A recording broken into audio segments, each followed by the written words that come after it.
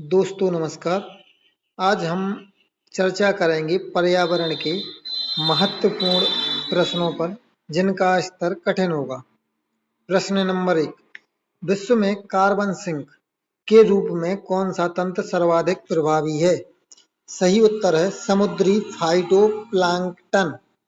महासागरीय phytoplankton प्रकाश संश्लेषण द्वारा विशाल मात्रा में CO2 अवशोषित करते हैं, जिससे वे वैश्विक कार्बन चक्र का मुख्य नियामक हैं।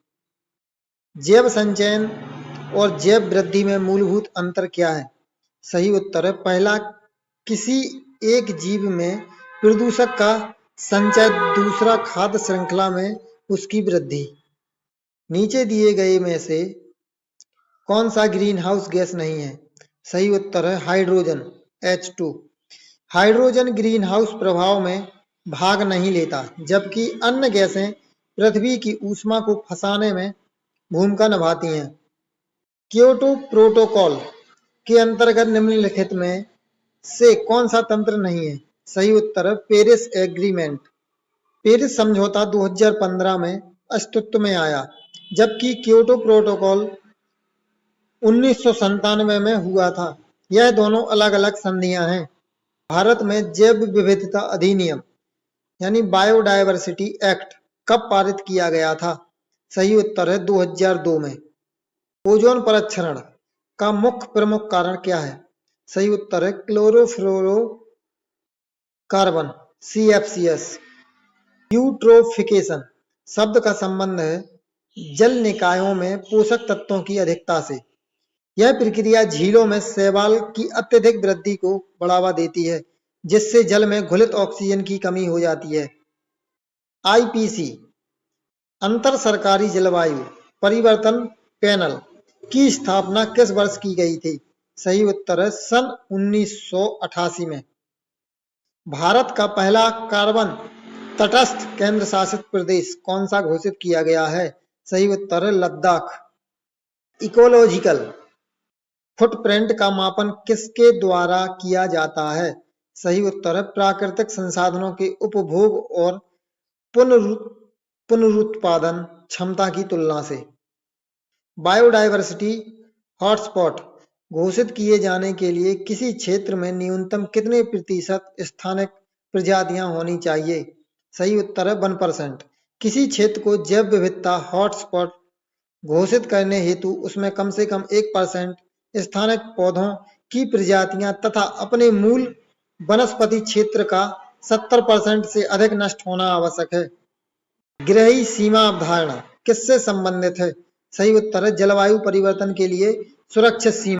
यह अवधारणा जोहान रॉकस्ट्रॉम द्वारा प्रस्तुत की गई थी, जिसमें पृथ्वी की 9 जैव भौतिक सीमाएं बताई गई हैं। इन सीमाओं को पार करने पर वैश्विक पारिस्थितिकी तंत्र अस्थिर हो सकता है।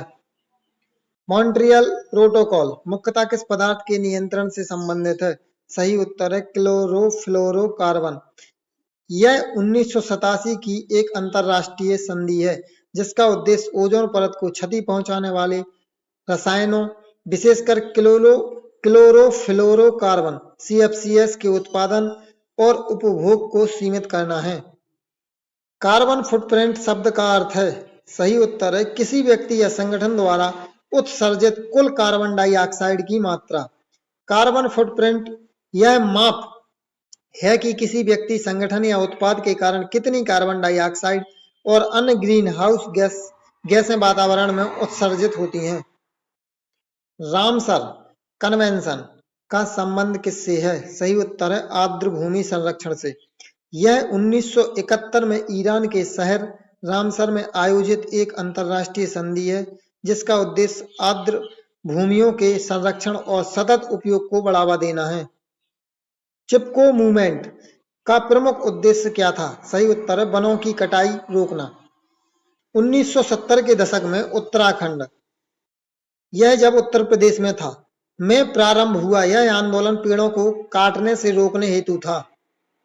बायोकेमिकल साइकिल में फास्फोरस का प्रमुख भंडार कहाँ होता है? सही उत्तर है अवसादी चट्टानें।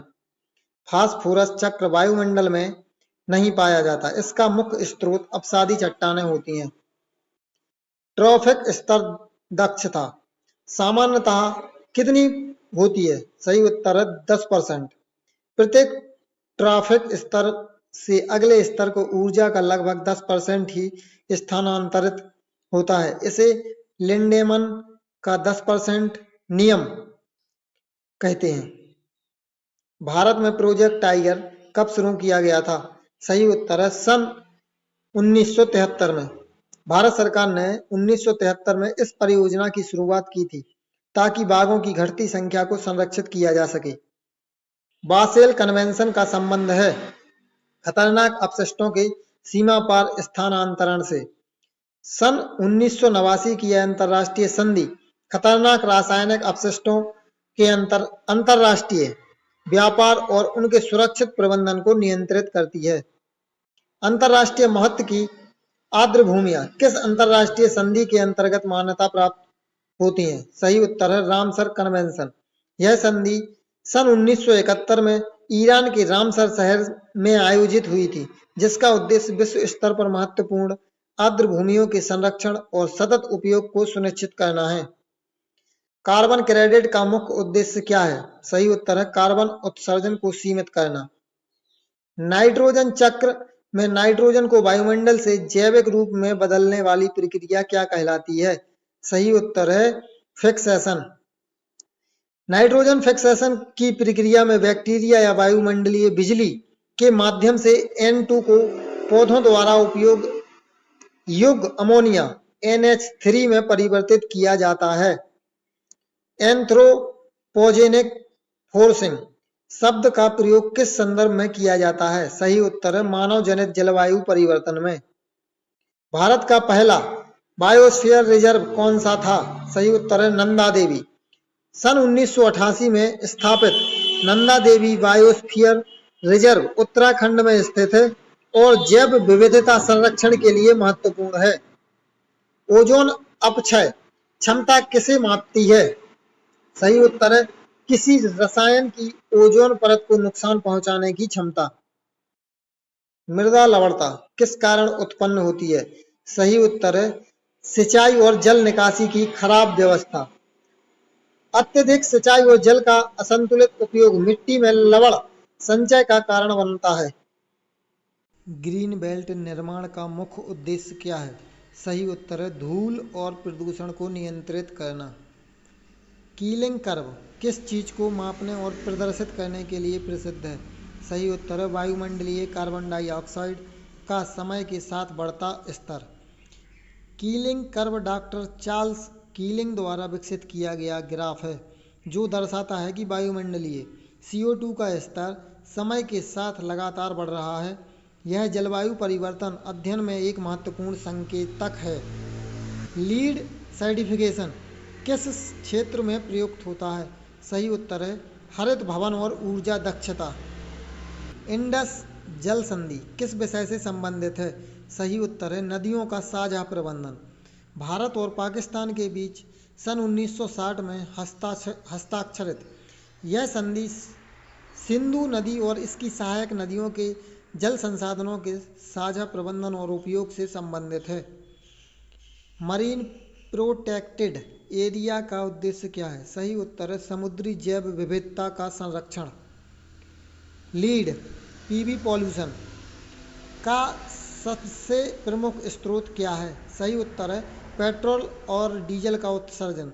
पुराने प्रकार के पेट्रोल में लेड युक्त यौगिक होते थे जो वायु में उत्सर्जित होकर प्रदूषण फैलाते थे। नॉइस पॉल्यूशन का मानव स्वास्थ्य पर सबसे प्रत्यक्ष प्रभाव क्या है? सही उत्तर है सुनने की क्षमता में कमी।